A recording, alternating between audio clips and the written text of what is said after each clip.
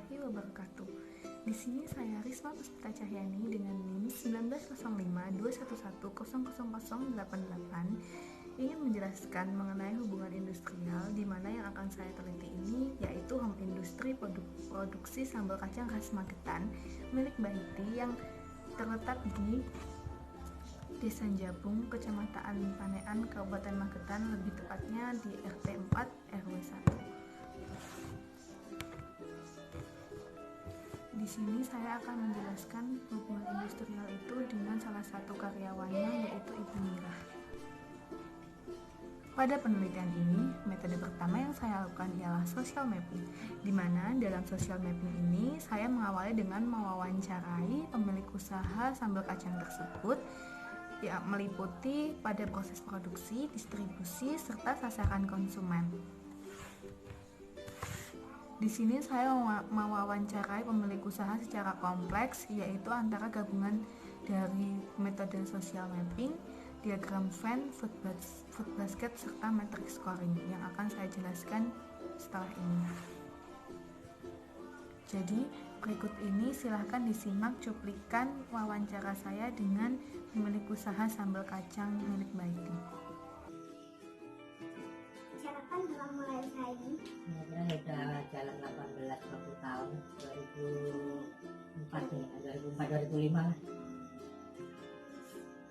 Yang mengawali, yang mendirikan produksi sambal kacang ini yang awalnya dari orang tua atau dari Bapak sendiri? Dari orang tua. Terus Turun ya. Nah, yang motivasi buat mengembangkan produksi ini itu apa sih Pak? dari mangsa pasar yang kita bisa mencari relasi lah, pokoknya intinya ada peluang untuk usaha sambal kacang. Kebetulan kan sambal kacang juga khas Nah, Magetan, ya, jadi bisa pasar. dia. Terus dalam mendirikan usaha ini kan membutuhkan modal ya Pak awalnya. Dari mana asal sumber modal yang digunakan ketika mengawali usaha ini? Untuk mengawali pertama kali untuk menjalankan usaha ini kita dapat pinjaman lah, maksudnya barang yang kita beli itu nggak langsung bayar, maksudnya dikasih pinjaman modal berupa barang, nanti kalau udah dapat dari penjualan sambal itu baru kita bayar. Itu semua berarti Enggak, perseorangan, makanya kita kerjasama sama salah satu toko gitu. Dan proses produksi ini apa aja sih yang alat dan bahan baku yang harus disediakan? Kalau yang bahan baku sih yang utama kacang, pertama cabai, terus gula merah.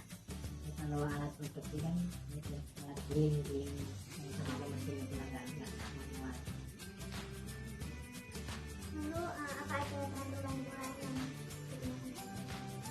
Kalau bahan pembantu lain nggak ada, karena cuma itu cabai, bawang merah, terus gula merah. Jadi bahan pokok. Ya, bahan pokok lah. Dari mana sih Bapak memperoleh bahan-bahan alat produksi? Kalau bahan kita kalau yang gula merah itu kita dari pasar yang ada di sana, kalau dari kacang dari Magetan sini, dari pasar Batu kita. Jadi itu langsung ke tempat yang produksi bahan sendiri atau di toko? Udah di oper lah, kan lewat salesnya kan, lewat marketing. Lalu selama mengelola usaha ini hasil produksi maksimum sama minimumnya itu berapa per meter? Kalau tiap hari itu kan ada 2 pasaran kita. Kalau di pasar yang di pasar Desa Jabung ini mungkin ya sekitar 30 kilo, kalau yang dibawa ke pasar Tadi ini bisa 50 kilo. Pasar itu ya masih 30 kilo lah. Terus kan nilainya ada didistribusi ke provinsi lain kayak Beda. Kalau provinsi lain sih, kalau Jakarta di sana ya ada relasi dagang lah, berarti jadi reseller. resellernya sama ke luar Jawa sih, ke Kalimantan. Itu maksimum pengiriman seperti itu. Kalau yang ke Kalimantan itu 2,5 kintal, maksimumnya 3 kintal. Kalau ke Jakarta 2 minggu sekali itu 40 kilo. Itu pasti ya. Pasti yang di Jakarta itu pasti. Lalu kalau misalkan di rata-rata itu berapa hasil produksi rata-rata per hari? Produksi sambelnya ya rata-rata ya tiap hari itu pasti 30 kilo. Nah, pasti dijual sendiri, belum pesanan itu 30 kilo. Nah, dijual sendiri. Terus apa aja sih kelebihan dari produk sambal kacang ini daripada produk sambal kacang yang milik usaha lain? Kalau kelebihannya sih kalau dari pelanggan ya, karena pelanggan itu ya nggak terlalu pedas, pas-pasan, terus ya tahan lama lah biar nggak dikasih tambahan pengawet gitu ya, cocok sama lidah orang yang pembeli gitu aja lah. Terus kan di balik kelebihan internet pasti dalam masa produksi itu ada banyak masalah. Kalau misalnya masalah yang dihadapi apa aja? Kalau masalah sih kadang kan waktu produksi itu kan kadang pas stok gula habis gitu kan, kita pakai gula yang lain itu kadang hasilnya kurang maksimal lah, nggak sesuai harapan. Yang biasa racikan paten itu kan kalau pakai gula yang lain kan rasanya beda gitu kan. Terus ada juga kendala penggorengan kacangnya itu kan kadang yang kurang matang apa terlalu matang kan, Itu mempengaruhi nah rasa. mempengaruhi rasa, terus warna sambal kan makin Oh, iya. berbeda sama biasanya. Kalau misalkan yang di masa pandemi ini ada mengalami penurunan atau kenaikan, Kalau penurunan hasil produksi itu ya pasti sih ada, tapi nggak terlalu pengaruh sih. Tetap ada yang order terus lah pokoknya. tapi nggak Nah, terlalu. nah nggak terlalu Kalau pengaruh. dalam menghadapi kan ada masa ketika harga Nah, bahannya naik, nah itu cara mengatasinya gimana? Kalau cara mengatasinya kan kita kalau waktu harga kebutuhan yang kayak cabai naik gitu, ya mau nggak mau kita kasih tahu ke pelanggan ya kita naikin lah, tapi nggak terlalu tinggi, nggak terlalu melonjak banget, apa sama-sama biar untung lah. Ya, yang penting Nah, kualitasnya tetap tetap. nggak dikurangin jadi itu. Cuma kan dalam masa produksi kan itu kan butuh kan namanya banyak yang Nah. jadi kan udah pasti membutuhkan karyawan.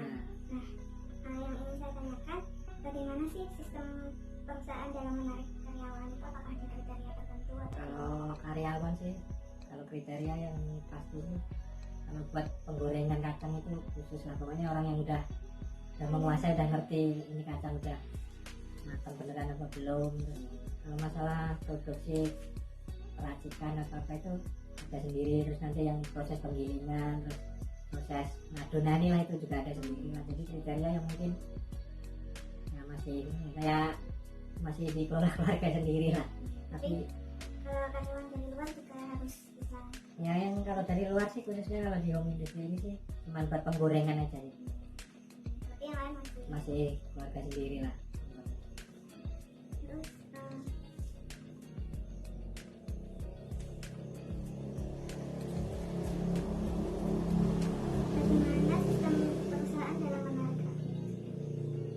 terus bagaimana sistem perusahaan dalam mengelola tenaga kerja tersebut? Diajarin apa?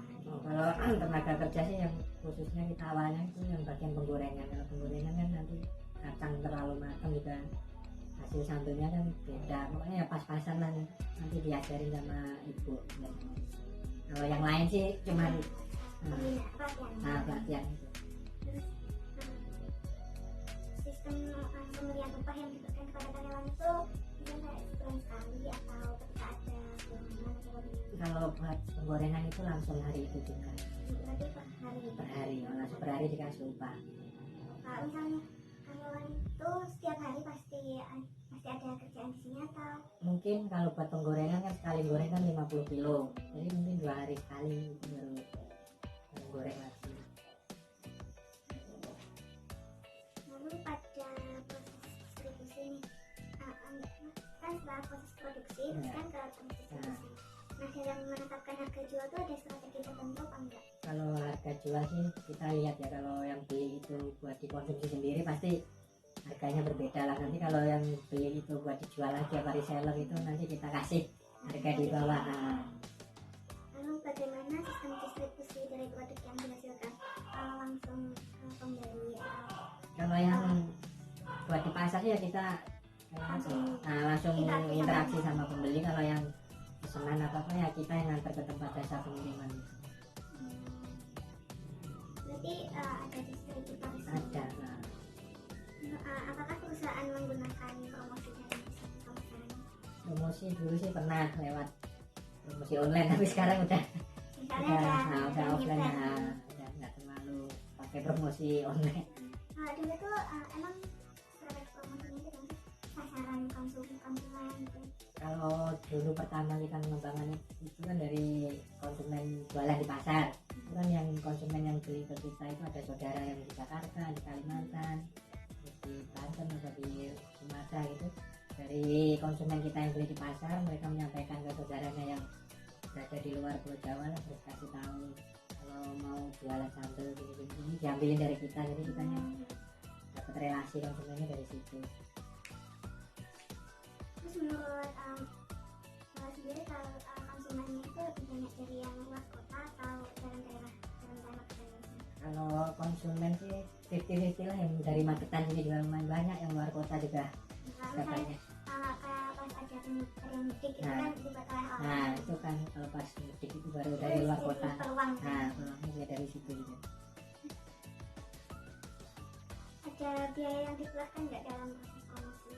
Kalau proses Sama pemasaran. promosi waktu pertama kali kita mengenalkan lewat media online ini, ya pasti ya kita keluar uang lah, biarpun sedikit mah transport buat itu kan pasti keluar uang ya. Apa ada kendala saat melakukan proses pemasaran sama distribusi sama promosi itu? Kendalanya sih mungkin kita waktu pertama itu ya ada saingan, ada itulah, ada kompetitor dari produk yang lain sama-sama sambal gitu. Nah pada proses pemasaran ini dari perusahaan sendiri yang dilakukan oleh perusahaan dalam menarik minat pembeli itu gimana?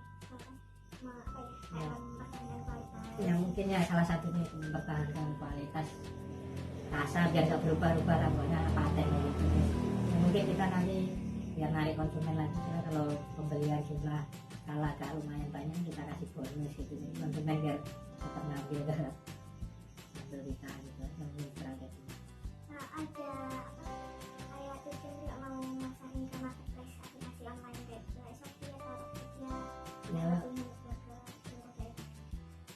pertama sih pengen, tapi untuk sementara sih layanin pelanggan yang udah pasti ngambil ke kita itu aja kadang masih kewalahan. Nah, jadi mau masarin kayak Shopee kayak itu mungkin nanti terlalu ribet lagi ya. nanti bisa nambah karyawan. Ya mungkin kedepannya nanti lah.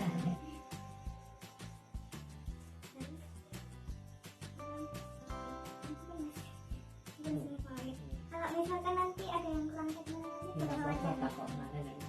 Enak kalau Madura sambal gue yang bakalan yang namanya Matahari yang pasar. Plaza Matahari yang gue kan dosi kan gue kan kerja nih buka stand ayo lancar saya gerobak nih nang jogo kan Ada samping itu anak nggak kayak foto-foto jalan ini gue nuki anak kan dosi kan aku MTS ini. Setelah mewawancarai pemilik usaha, selanjutnya saya mewawancarai salah satu karyawan di home industry tersebut, yaitu Ibu Mirah. Di sini saya tidak hanya menanyai mengenai proses produksi sambal kacang tersebut, tetapi saya juga bertanya mengenai hubungan interaksi antara Ibu Mirah dengan pemilik home industry sambal kacang tersebut, yaitu Mas Ninda dan Mbak Hiti. Juga saya bertanya mengenai kebutuhan dan kehidupan sehari-hari Ibu Mirah. Berikut adalah hasil wawancara saya dengan Ibu Mirah. Kurang lebih ya 3 tahun muncul. Gak milih ya, anak kesempatan. Anak kesempatan kan jajal iya. Ya sampingan ya pokok ya wongnya. Begitu nyanyi. Setiap hari kadang nek pesanan akeh. Enggak ya. 2 hari sekali. Upahe ya per karung ngitune ini gorongan dadi ki. Alhamdulillah cukup. Goreng. Khusus goreng. Gak enak masalah sing berarti paling yo kayune bakar teles nek kayune ora beneran kegaringan ya kembang kopong. Setelah mewawancara pemilik usaha serta karyawannya, langkah selanjutnya yang saya lakukan ialah metode social mapping. Di sini saya akan melakukan pemetaan sosial yang akan saya jelaskan sebagai berikut. Di sini yang di kota warna biru merupakan tempat home industry sambal kacang khas Magetan. Tidak jauh dari sini di timur yang berjarak yang dipisahkan oleh 3 rumah saja terdapat rumah karyawan. Jadi ketika karyawan ini berangkat menuju ke tempatnya bekerja, ia tidak membutuhkan biaya transport dan bahan bakar dikarenakan ia berjalan kaki dari rumahnya ke tempatnya bekerja. Lalu pada proses produksi, pemilik usaha juga memerlukan membelanjakan modal biaya produksi untuk keperluan produksi, yaitu alat dan bahan bakunya. Dalam mencari bahan baku yang berkualitas, mereka tidak hanya membeli di satu tempat, melainkan beberapa tempat yang ada di Magetan. Untuk membeli bahan baku seperti kacang, cabai, bawang, garam, dan lain-lain itu mereka membelinya di pasar Magetan yang terletak di kota Magetan, juga membeli di pasar Japung yang terletak di desa Japung, kecamatan Panian, Kabupaten Magetan, yang masih satu desa dengan home industri tersebut. Sedangkan untuk membeli bahan baku seperti gula merah, mereka harus mencarinya ke pasar Taji yang terletak di desa Taji, kecamatan Karas, Kabupaten Magetan. Letak pasar Taji dan pasar Magetan ini cukup jauh dan berbeda arahnya. Jadi ketika mereka membelanjakan bahan untuk produksinya, mereka membelanjakan di beda hari dikarenakan letaknya yang cukup jauh antara pasar Magetan dengan pasar Taji. Selanjutnya, pada proses distribusi, produk sambal kacang ini dipasarkan dengan interaksi secara langsung dengan pembeli di pasar Japung dan juga di pasar Taji. Selain itu, mereka juga memasarkan ke wilayah lain seperti Jakarta dan Kalimantan melalui ekspedisi antar daerah seperti melalui kantor pos yang berada di kecamatan Panian yang tidak terlalu jauh dari tempat industri tersebut. Setelah melakukan social mapping, yang selanjutnya yang dilakukan ialah diagram Venn. Pada diagram Venn ini sebelumnya pada proses wawancara telah dijelaskan oleh pemilik usaha dan karyawannya mengenai masalah dan kendala yang dihadapi ketika proses produksi maupun distribusi. Nah, pada metode ini saya akan merangkum masalah atau kendala tersebut sebagai berikut. Setelah metode social mapping, selanjutnya adalah metode diagram Venn. Pada metode ini sebelumnya sudah diberitahu oleh pemilik usaha bahwa ada beberapa masalah dan kendala yang dihadapi oleh mereka dalam proses produksi serta distribusi. Selain itu, di sini saya juga akan sekalian merangkum masalah dan kendala yang dihadapi karyawan selama bekerja di sana. Yang paling berdampak di masa sekarang adalah pandemi COVID-19. Pada masa pandemi, masyarakat kebanyakan menjadi pengangguran karena di PHK oleh pabrik tempat mereka bekerja. Lalu, mereka berusaha untuk mendirikan usaha seperti memproduksi dan menjual sambal kacang, sehingga persaingan sesama usahawan produk sambal kacang semakin ketat, karena semakin banyak masyarakat yang memproduksi sambal kacang sebagai oleh-oleh khas Kabupaten Magetan. Sebelum pandemi, persaingan ini sudah kompleks, sehingga menjadi kendala yang cukup besar bagi home industri yang saya teliti. Yang kedua adalah kebijakan pemerintah, yaitu melarang penduduk untuk mudik, mengakibatkan penurunan konsumsi sambal kacang milik Baiti, karena biasanya hampir 80% dari penjualan sambal kacang ketika lebaran itu pembelinya berasal dari pemudik desa. Tetapi kendala ini sekarang menjadi sedang saja dikarenakan hal tersebut sudah diatasi dengan mengirimkan produksi sambal kacang ke reseller atau konsumen melalui ekspedisi luar antar daerah. Lalu yang selanjutnya ialah pada biaya pengiriman. Biaya pengiriman ini termasuk masalah yang cukup ringan dikarenakan biaya tersebut sudah dibiayai oleh pembeli sendiri, kecuali jika pada saat ada borongan dari konsumen, biaya pengiriman akan diberi tarif lebih murah dari pihak produsen. Biaya pengiriman ini beririsan dengan masalah ekspedisi luar daerah dikarenakan biaya pengiriman tidak terjadi ketika pandemi saja. Selanjutnya adalah kenaikan harga bahan baku. Kenaikan harga bahan baku berpengaruh sedang, tidak terlalu besar dikarenakan ketika bahan baku mengalami kenaikan harga, pemilik usaha juga menaikkan harga jual sambal kacang, tetapi kualitasnya tetap sama, tidak dikurangi sedikit pun. Dalam hal ini, konsumen sudah paham dan menerima aturan tersebut. Masalah kenaikan harga bahan baku ini beririsan dengan alat dan bahan, dikarenakan masalah tersebut tidak hanya terjadi ketika pandemi atau tidak hanya terjadi sebelum pandemi. Dan yang selanjutnya ialah masalah pada kualitas kayu bakar. Masalah ini sangat berpengaruh pada rasa sambal kacang jika kualitas atau jenis kayu yang diterima dari tengkulak kayu itu tidak seperti biasanya. Kekurangan bahan baku juga berpengaruh pada rasa sambal kacang. Contohnya seperti jika stok gula yang biasanya itu habis dan harus memakai gula yang kualitasnya berbeda sama yang dibeli biasanya. Tetapi masalah ini jarang terjadi, oleh karena itu di sini kami memberikan milik home industri memberikan skala kecil pada masalah tersebut. Dan yang selanjutnya ialah masalah pada bahan bakar untuk proses penggilingan. Di sini skalanya termasuk kecil dikarenakan mereka jarang sekali mengalami kekurangan bahan bakar. Masalah selanjutnya ialah kesalahan pada proses produksi, tepatnya kesalahan pada proses penggorengan kacang. Ini sangat berpengaruh besar karena ketika kacang yang digoreng kematangan ataupun kurang matang, kualitas sambal kacangnya pun jadi jauh berbeda dari biasanya. Masalah yang terakhir pada proses ini ialah pemadaman listrik. Masalah ini cukup jauh dan kecil skalanya. Masalah ini jarang terjadi dan kalaupun terjadi paling hanya menghambat proses packing ketika malam hari terjadi pemadaman listrik.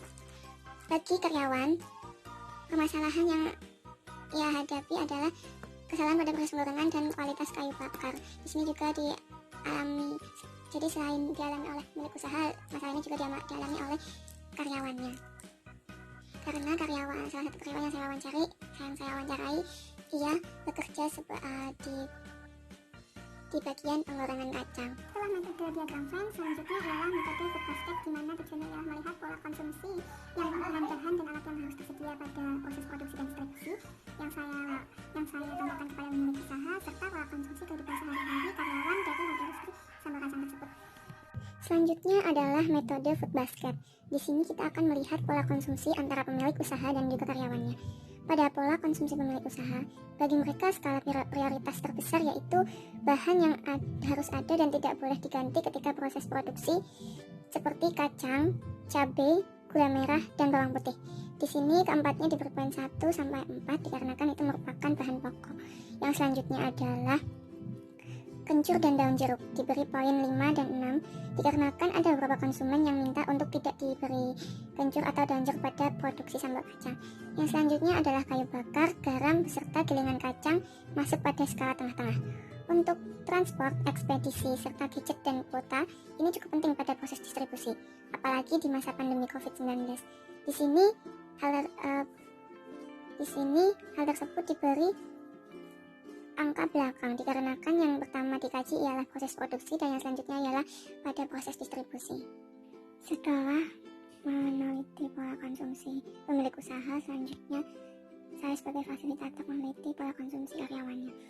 Di sini saya memberi beberapa opsi dari kebutuhan primer sampai tersier yang nantinya yang akan ditentukan oleh karyawan, ibu miras sebagai karyawan dalam pemenuhan kebutuhan sehari-hari keluarga mereka. Pada kebutuhan primer, ibu miras memilih air, beras, rempah-rempah dan bumbu, sayur, dan juga lauk pauk sebagai kebutuhan pokok keluarga mereka dikarenakan hal tersebut adalah kebutuhan yang paling penting.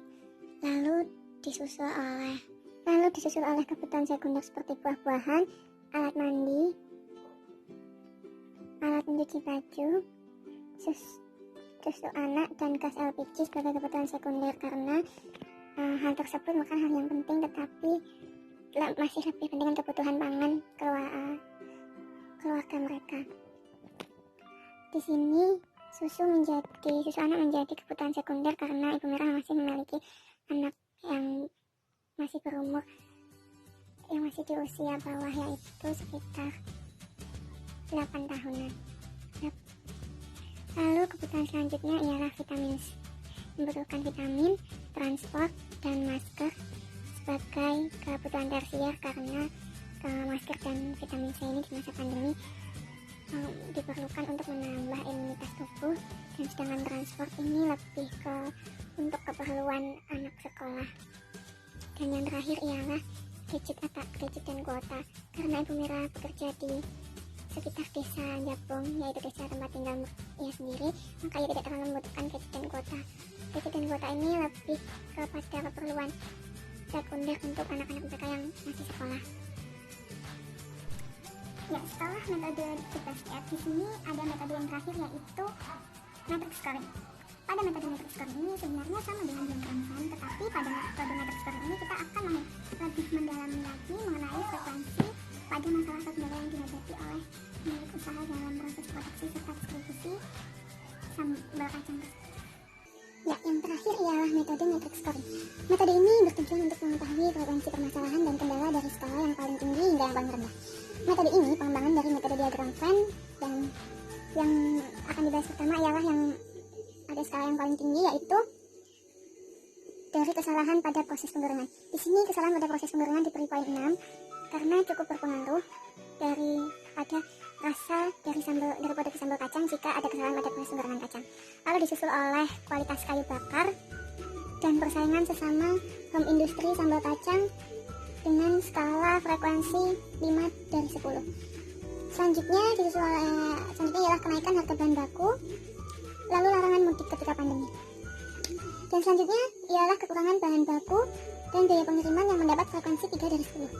Yang terakhir ialah stok bahan bakar dan pemadaman listrik diberi poin 2 dari 10 karena masalah ini sangat jarang terjadi. Setelah 4 metode tersebut sudah dilakukan, selanjutnya saya akan menyimpulkan bahwa hubungan industri yang terjalin antara karyawan dengan pemilik usaha terjalin cukup baik. Hanya saja pada masalah dan kendala pada proses produksi dan distribusi ini masih lumayan banyak dikarenakan kita juga sedang terkena pandemi COVID-19 sehingga hal tersebut juga berpengaruh pada proses produksi dan distribusi. Ya, mungkin itu saja yang ingin saya jelaskan dan saya sampaikan. Apabila ada kesalahan dari saya mengenai hasil penelitian saya mohon maaf sebesar-besarnya, dan saya ucapkan terima kasih kepada pemilik usaha serta karyawan yang telah bersedia saya wawancara untuk memenuhi tugas UTS saya. Terima kasih. Wassalamualaikum warahmatullahi wabarakatuh.